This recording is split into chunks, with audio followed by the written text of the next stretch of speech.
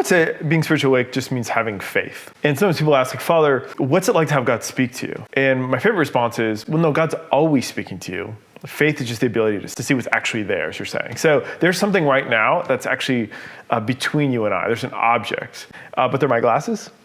And they're actually not inhibiting, they're actually allowing me to see what's in front of me. And if I took them off, there'd be like a blurriness.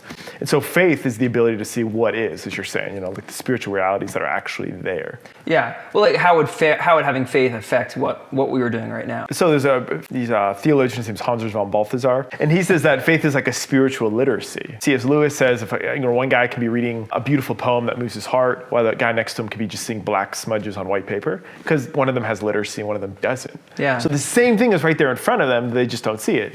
So how does that affect us now? Well, I would just say in my own life, I have a deep awareness that God is always with me, and that changes things. And I'm either making that up or it's a reality that faith gives me access to all the time. And that changes things. Right.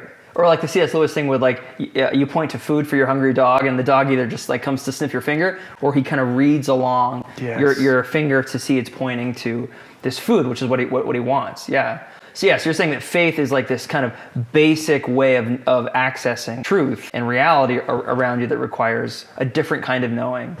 That spiritually awake allows you to engage reality in this deeper level. It's not just what I like or prefer, that I'm trying to conform myself to what's really presenting itself to me in my life. Yeah, which requires faith because God creates everything. And so there's this basic ground of spiritual knowledge. Yes.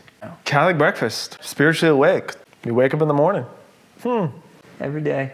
Thanks for joining us.